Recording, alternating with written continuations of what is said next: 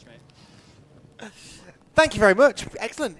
Wasn't expecting to hear from Max down there. So Kieran has now decided to come and do some work and is back in the commentary box. I didn't think you'd want to miss this race, Kieran, the third race of the weekend for the Ginetta Junior Championship. And, well, as if we didn't have enough on the line already, I think it's fair to say the weather's taken a turn.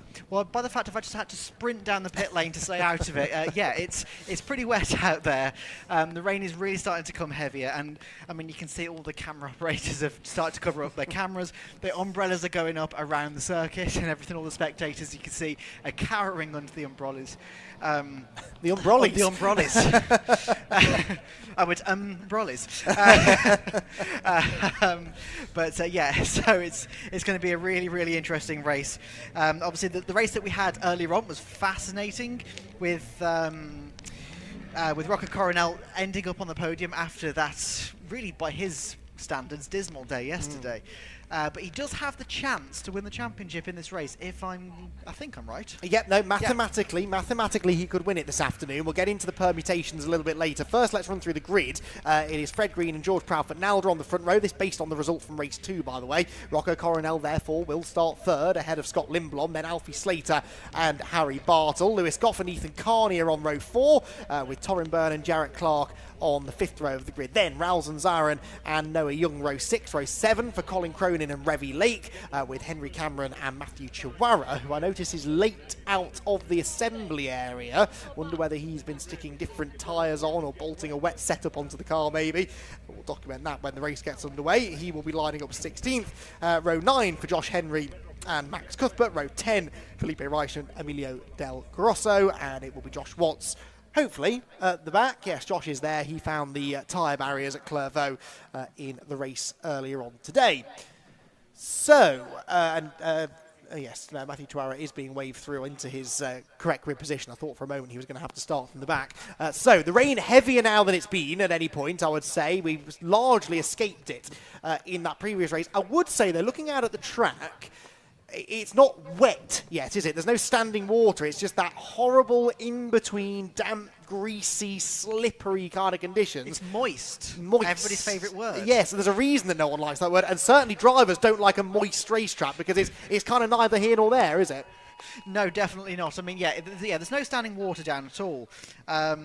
But, yes, do apologise if you heard that noise. It's the government security alert has gone off on our phones. And so, not mine, concerningly, only yours. Oh, really? Oh, well, my phone has just gone off. So, yes, if everybody has a really weird noise coming out of your phones, it's the government security alert. Do not be alarmed. They did say it's going to be 3 o'clock today, and it's just worked. So, yes, it's done. But anyway, yes, back to the racing. Yeah, it's not wet, like you say. Yeah, there's no standing water. There you go. That's yours going off now. That's mine now. Yes, there we go. Yes. So, yeah, so a security alert is working, which is good. Right, so yeah, so I can see a green flag is now being waved. So the drivers are now off on their green flag lap. Right, let's try and make this point for the third time. It is not wet. Correct. There's no standing water on the track. There's no kind of, dry line needed necessarily because it is just damp. But it will make these cars skate around a little bit more than normal. And, with this car being so light anyway, it's really going to be survival of the fittest at this point now, because we've got the likes of Rocco Coronel, who's just done so well throughout this championship so far. George Nalder and Fred Green obviously had a fantastic fight earlier on in the second race of the weekend. But obviously, a lot of these drivers, this is their first year in the championship. That's one of the really good things about the championship. It's bringing fresh talent through the ranks. But it does also mean that they haven't had a massive amount of wet weather experience in cars. So it really will be a case of this is where we see the really great drivers come out to shine and show themselves. So it should be a really, really interesting one. You can see the wipers ferociously wiping away the water as they go down. I believe it's not kind of coming down really, really hard. It's not coming down really, really light. It's just fairly moderate and consistent. So it's very dark and gloomy, though, isn't it? So I don't don't see it passing through anytime soon. So I think there's a chance if it's persistent enough, it could start to get a bit sketchy out there. I'm trying to think back actually to whether we've had a wet race this year in Ginetta Juniors. nothing is immediately springing to mind. I don't remember it raining at Donington, for a change. Silverstone was dry, Alton was dry, Snetterton was part of the heat wave, that was dry. Zandvoort I wasn't at, but I'm pretty sure was dry. I don't think we've had a wet race this year, so yeah, this is going to be a real voyage into the unknown then. Just what you need when you're potentially on the verge of winning a championship. Let's talk about that then, shall we? Rocco Coronel, who is 11 times a race winner this year, could mathematically claim the Ginetta Junior Championship in this race. To do so, he must outscore Fred Green by 17 points. Now, that's not going to be an easy task. You get 35 points for a race win, just to give you an idea. However, it's a 5-point gap back to second, 30 points, then 26 points for the next position, and then I think it goes 24, 22, 20 points is for 5th place. Yes, exactly. So that would be a 15 points gap. So my next point, as long as Fred Green is in the top 5, he will take the championship mathematically to Donington Park next time out. So as long as Fred Green, who's won both races this weekend, let's not forget, finishes inside the top 5, then the championship battle will roll on to Donington Park. Of course, Fred doesn't want to just limit the damage, though. He wants to try and shrink that gap as much as he can and try and go to Donington Park even closer to Rocco Coronel. At the moment, he is 62 points back, and there would be, around 105 points or so available at Donington, but drop scores make it a little bit more difficult for him. He just needs to try and claim another win and hope against hope that something goes wrong for Rocco Coronel. Let's see what happens then. 20 minutes on the clock, damp and greasy conditions. It's the 3rd Ginetta Junior race of the weekend. The lights go out and away we go towards Clairvaux corner. A good start made by Fred Green. He will hold the lead as we head towards Clairvaux for the first time. George Proudfoot-Nalder slots into 2nd position. George has been running a lower downforce setting, apparently, lower drag on the rear wing this weekend, and that's seemingly helped him because he's been quicker than ever and very nearly claimed a first win in the championship earlier on today. He immediately goes wide, looking for the grip. That's the wet line through Hawthorne. The top 2 both drift wide. Everyone else goes tight, and it's the top 2 who are clearly faster, so tells me that the wet line is the place to be. That looked to me like Jarrett Clark and Matthew Chihuahua going across the runoff area at the chicane. Green leads, though, uncontested into Tower, and it was a poor run out of the chicane for Proudfoot-Nalder. Here comes Rocco Coronel. He's in 3rd place. He wants to go on the attack, but actually is under attack from his teammate, Scott Lindblom. Yeah, absolutely. He just got onto the brakes a lot more confident than Coronel did up into Tower. But because he was on that inside line, it's probably a little bit greasy on the racing line there, and Coronel just swung it around the outside. He had a little bit more grip and was able to just accelerate out of the corner a bit better. You can see there that Fred Green has got a little bit wiggly on the exit of the Jim Clark S's there as they come round. There's a bit of an there's an off at the back. I can't quite see who that is, but they are doing some lawn mowing. Who is it? It's an elite car, that much I can tell you. It's 83, Revy Lake, who has gone off. So Revy Lake off at the exit of Barcroft corner, will bounce back onto the circuit, but luckily only one driver getting that wrong. It's very slippery up through the S's and Barcroft. Back towards the complex we go. A multitude of different lines being taken as everybody just tries to find the grippiest side of the track. Lindblom looked to the inside of Rocco Coronel, gets the job done. A proper block pass. There's another car heading for the scenery. It's the luckless Josh Watts again, I'm afraid. Josh Watts off the track, not for the first time today, but this time thankfully keeps it out of the barriers. Right, Rocco Coronel back ahead of Scott Lindblom, so he was briefly knocked down to 3rd. He's back into, down to 4th. He's back into 3rd and gets a shove from his teammate as they cross the line. Fred Green leads, George Proudfoot-Nalder 2nd, but I think here, and this is going to be a race of survival, isn't it? Just don't make a mistake. 100%, yes. We've already seen a magnitude of mistakes from different people, but I just love the different lines they're taking. You can tell, these are some of the karting lines. This is, they're racing that they've done in the past, say, 10 years or so. They're used to taking these different lines on karting tracks, and it is kind of magnified on a karting track, so they're used to taking it completely out wide to try and find that grip, and that is exactly where they seem to be excelling at the moment. So it's it's really kind of playing into Fred Green's hands at the moment, because Rocco Coronel just cannot seem to close that gap to those front 2 for the time being. He's just been pulled back into the reaches of Scott Lindblom at the moment. Oh, a big couple of tail waggers there from that was Lindblom and Slater as well in 5th place. Look at this. This is torrential now, Kieran. That's torrential rain up at the top end of the circuit. That's the direction from which the rain is coming, and this is now getting very dicey indeed. I think Coronel was wide, so too was Lindblom though, so no harm, no foul, but this is going to get very, very sketchy. It's hammering down here on the start-finish area, and this is now a properly wet track for the first time. A couple of them skating wide. That was Lewis Goff, I think, running wide in the all-black number 4 car. And again, this is just going to be a case of trying not to make a mistake and just weather the storm, quite literally, in the hope that conditions perhaps improve in the near future. The leaders arrive down at the complex. Actual spray now being kicked up from behind the cars, and this is where we see who the wet weather specialists are. Absolutely, and honestly, I do think that Fred Green is really excelling at this point. We see a couple of people off coming through the complex, but it does look like that George Nalder is starting to pull back into the reaches of the 2 Red Bull cars. We just saw there that Lindblom went a little bit wide on the exit of the hairpin. He's in 3 wide coming through the hairpin as well. Like, everybody's finding grip in different places, so it's not very consistent at the moment, but the 2 Red Bull cars are definitely closing on George Nalder right at the very front as we see this double wide, double pack coming down the start-finish straight. There is Fred Green right at the very front, and then you can see George Nalder being reeled in by those 2 Red Bull cars. Also see was that Alfie Slater going up the inside of one of the... No, he wasn't. He almost tried to. Oh. You see there that Coronel is sliding on the entrance of the chicane. There is no grip out there. It's basically like driving on an ice rink. There is just no grip whatsoever. And so this is the big test for them.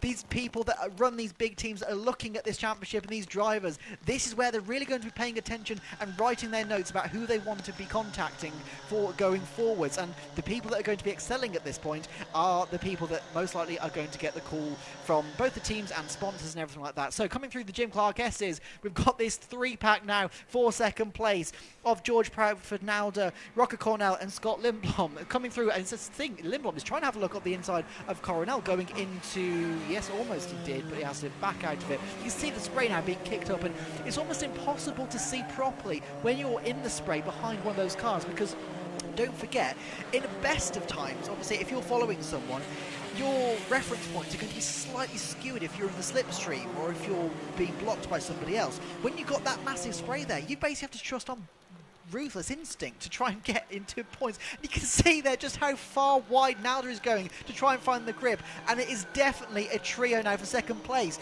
Meanwhile, Fred Green has just gone up the front. He is completely down the road at this point in the race. Yeah, this is impressive stuff from Fred Green. Hasn't put a foot wrong yet, really, and no one else seems to have the pace that he has at this point. He's in the mid-155s, while the best anyone else is doing is a low to mid-56. He's absolutely flying, although that lap was slower, I think, because it's got noticeably wetter. Everybody going a bit slower. Big lunge up the inside there from Emilio Del Grosso, the yellow and black Elite Motorsport car.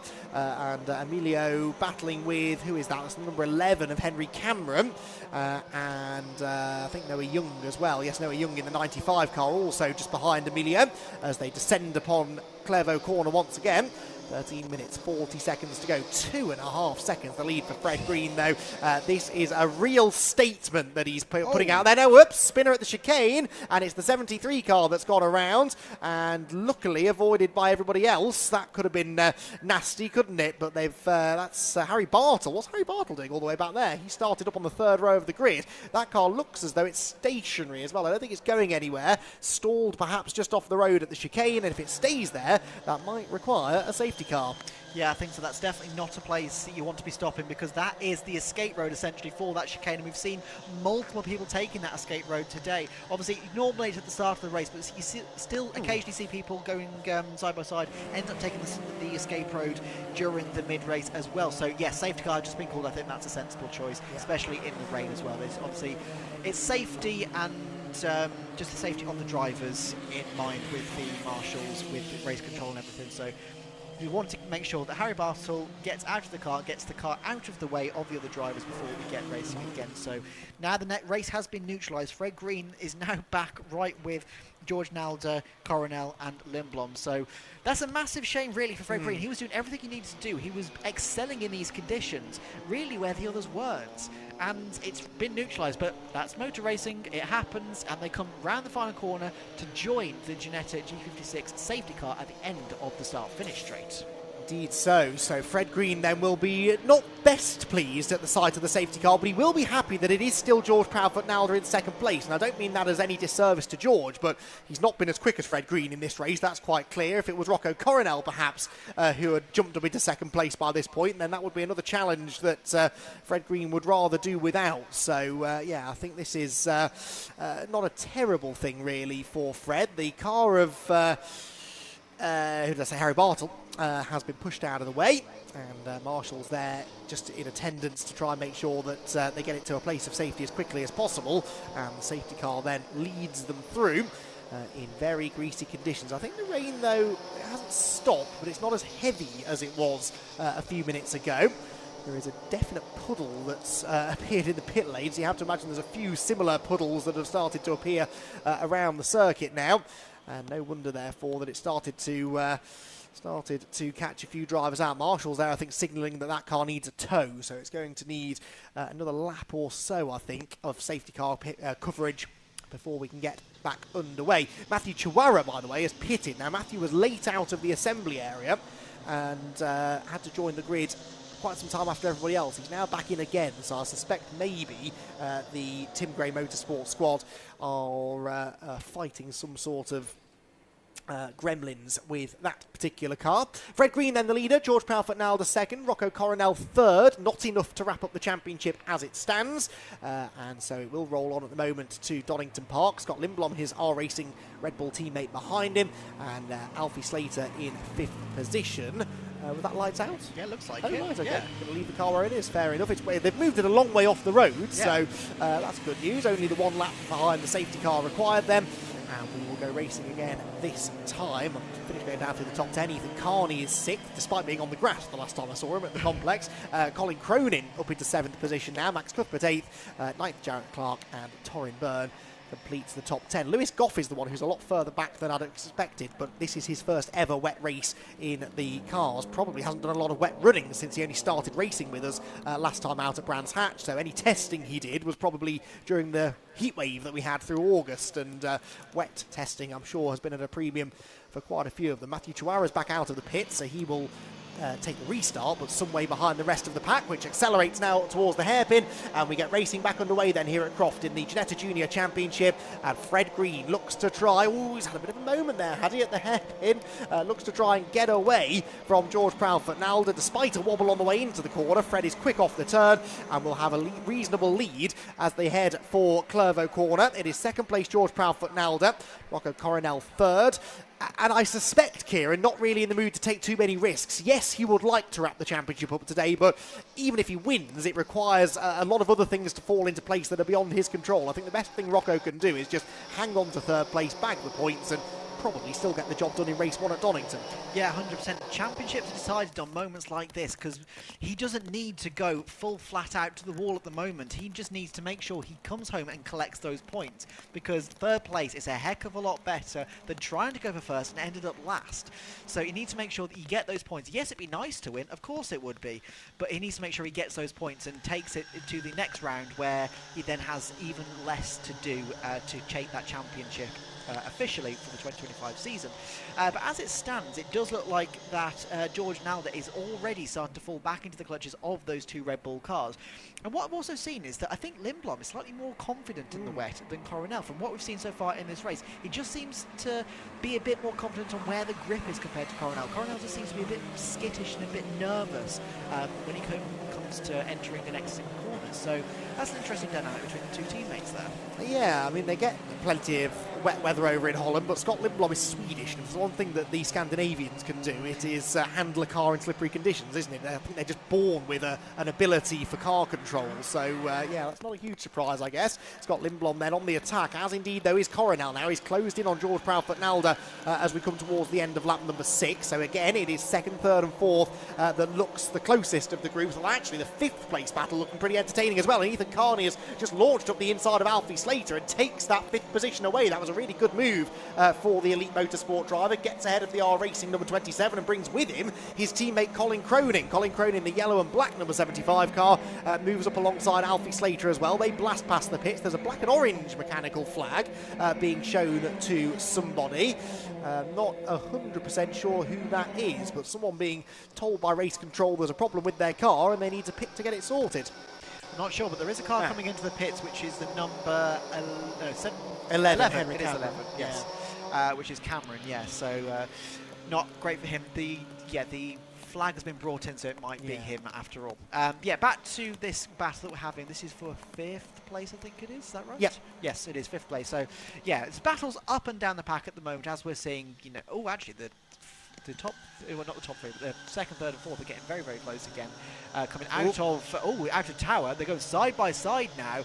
Goes Coronel and Nalda as we go towards the Jim Clark S's. Let's see how they come out of the other side. So side by side, never what you want to do, even in the dry. So let alone the wet. A bit of a contact there as Nalda goes slightly wide and Coronel takes the position. Now Lindblom is alongside Nalda and takes the position as well. So the 2 Red Bull cars have gone from 3rd and 4th to 2nd and 3rd. No, I think Nalda's still 3rd. I think Lindblom, I think, sensibly backed out of that one. But yeah, that was sketchy. I don't know if there was contact between Nalda and Coronel or Rocco just caught a wet patch and got sideways, but the car was fishtailing around through the S's. Lindblom does now have a run on George Proudfoot Nalda as they head towards the complex for the 7th time of asking, and we'll try, I'm sure, to find that grippier outside line and use it to get the place. No, George comes across and covers the line nicely. Really smart driving that from George Proudfoot Nalda.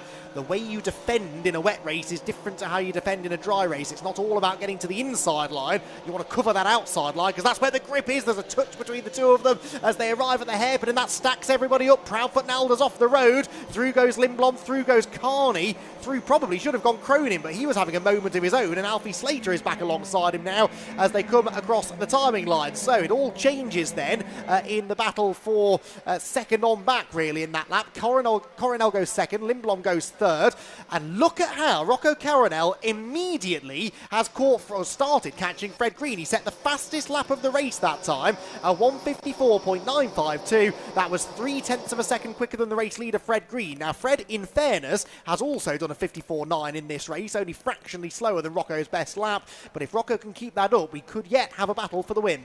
Yeah, absolutely. He started to make a dent in Fred Green's lead now, which is exactly what he wants to do, exactly what Fred Green doesn't want him to do. But further behind, you can see obviously Lindblom is just starting to make a bit of a gap between himself and the 53 of Carney and 25 of Proudfoot Nalda as they come through the tower corner down towards Jim Clark S's.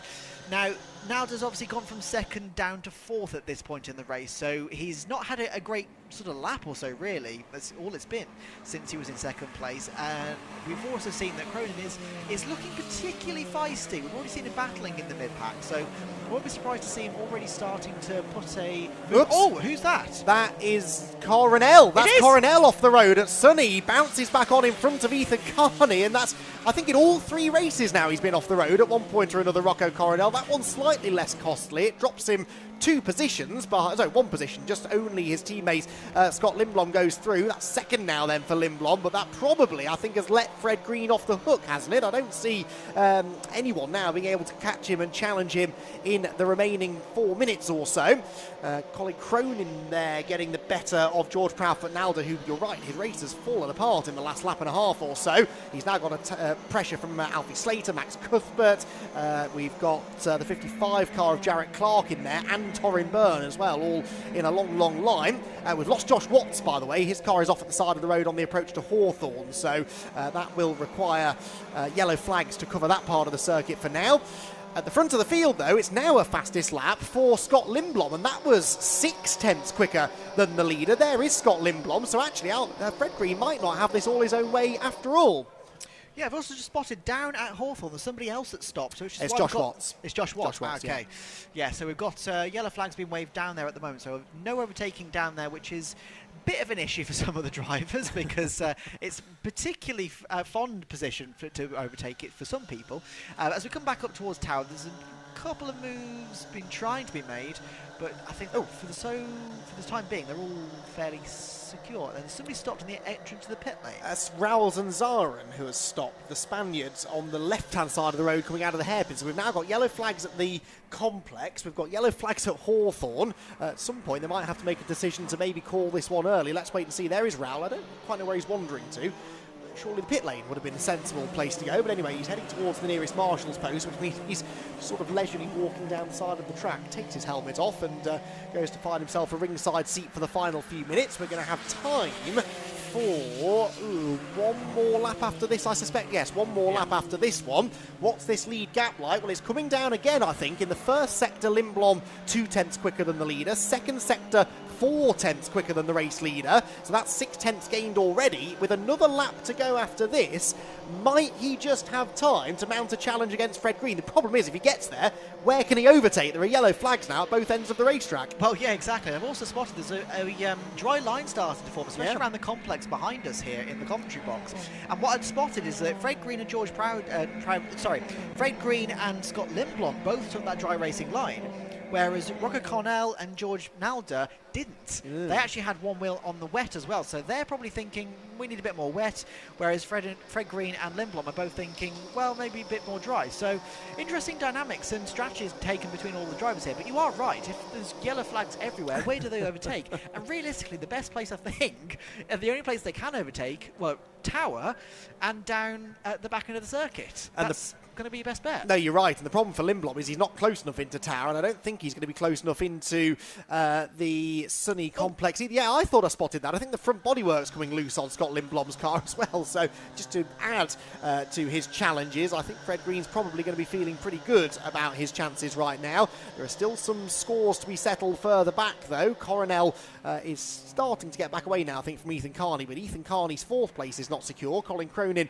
and George Proudfoot-Nalder both there behind him.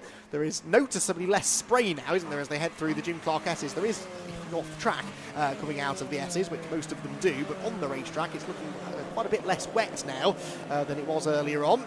Time then is going to tick down to 0 at the end of this lap. It's been a challenging race, this, for the Ginetta Junior Championship. It's not quite been the all-out brawl that we had in the first two races, but the conditions have definitely yielded a little bit of a challenge for the drivers, and some of them have coped with it better than others. Fred Green, though, I'll get back to that. George Proudfoot-Nalder is off, and he's tangled with Alfie Slater, whose nightmare weekend continues. Oh, George back into the road, right in front of other cars. How on earth did Jarrett miss him? That was an absolute miracle, and George Proudfoot-Nalder can think himself very, very lucky indeed. Fred Green, though, there's no luck involved here. It's been an absolute weekend of class for Fred Green. He has been the class act. He's been the man to beat, and he wins all three races here at Croft. He does the hat-trick and will take the championship to the final round. It has not been decided yet. Rocco Coronel has not won the championship, and Fred Green is now going to have to try and keep the pressure on at Donington Park at the final event next time out. Lindblom second, Coronel third,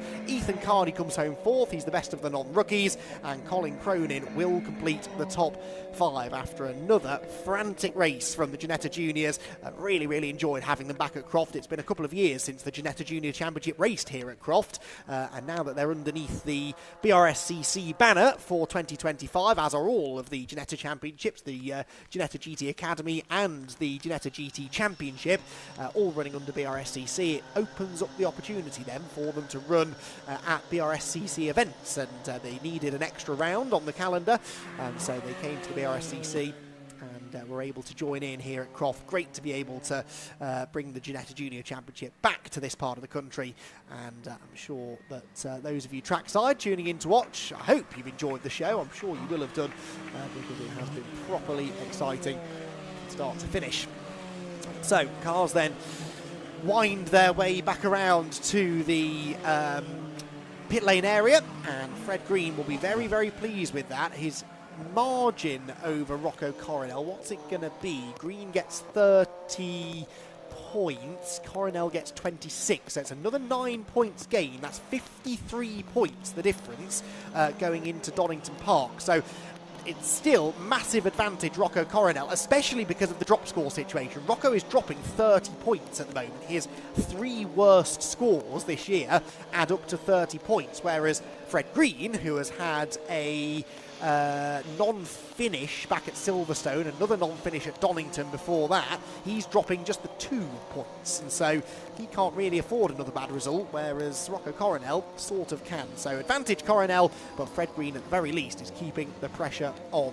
Fred Green the winner, Scott Lindblom second with the fastest lap, and Rocco Coronel in third, Ethan Carney fourth ahead of Colin Cronin, and Max Cuthbert in sixth. Jarrett Clark seventh, Torrin Byrne eighth, George Proudfoot Nalder ninth, and Alfie Slater completes the top 10 ahead of Emilio Del Grosso and Lewis Goff in 12th position.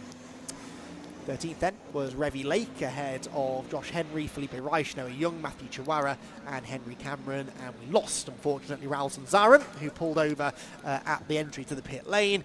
We lost Josh Watts up at Hawthorne corner, and Harry Bartle had that spin midway through the race, bringing out a safety car up at the chicane.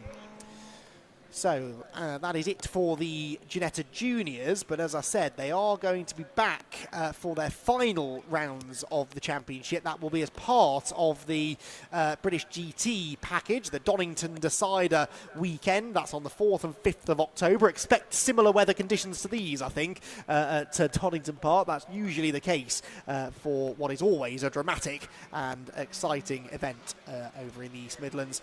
A million miles away really from Croft in the grand scheme of things, to get yourself down there at the start of October to see how it all pans out. Right, let's head down then and hear from Kieran Mogg. He's got our Ginetta Junior podium finishers in the pit lane. Thank you very much, and yes, I can definitely confirm it is still very much raining, and if we can just jump in with Fred Green here. So that was exactly what you needed to do, and you completely controlled that race. Yeah, I wanted it to be wet going into the race. I knew we were good in testing in the wet, so yeah, I was very comfortable and confident going into the race, and just sort of managed the gap as much as I needed to. It's tricky because obviously it sort of rained whilst you're on the grid, so nobody was on an actual full wet setup, which made it tough. But yeah, I just managed the race and it was really good. Yeah, you definitely seem to have the measure of everybody else out there, and obviously safety car came out and you had to build that gap again. So you just had the confidence in the car. So what's the difference in driving these in the wet versus the dry? What kind of tactics do you have to kind of employ for it? Yeah, so it's really difficult being in the wet in these cars because you're just on a road tyre, so you know there's not really much wet grip, so you just need to make sure you're being really safe on the brakes and big blips, and you should be right. Yeah, well, 3 from 3, couldn't ask for much more. Congratulations. Thank you. Cheers, thank you. Let's have a chat with Scott. So P2 there, obviously you were behind Rocco for quite a bit of that, but after he made a bit of a mistake, you managed to get the P2. Again, one of a bit of a masterclass, and you seem very, very confident in this car in the wet. Yeah, I mean, we had a few days in the wet as well, but I feel really comfortable around this track, and yeah, no, now I like the wet as well around here, so it was all good. Now, obviously, I'd imagine you've probably got a lot of experience driving in the wet, so did that really come into your experience and your plans as you kind of went through the race, and you found yourself battling against people that perhaps weren't quite as comfortable in it? Yeah, I mean, of course, these conditions are very hard, and just to jump straight into it, and on dry setup as well, everyone was. So, I mean, it's just about gaining confidence throughout the race, and I mean, it was a nice feeling also to be fast, so it's all good. Absolutely. Well, 2 podiums this weekend. Congratulations. Thank you. Cheers, thank you. Let's have a quick chat with Rocco as well. He's currently sitting on his wing, which is I think what people joke about what they're actually used for. If I just jump in a second, Rocco. Bit of a hectic race for you. How's that out there? Yeah, I made a stupid mistake at Sunny, and yeah, for sure not happy about that.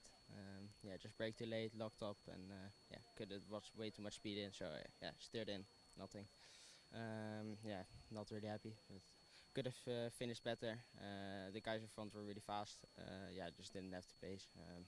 Just need to be more improved on myself, but for the rest, still podium, still points, but yeah, could be better.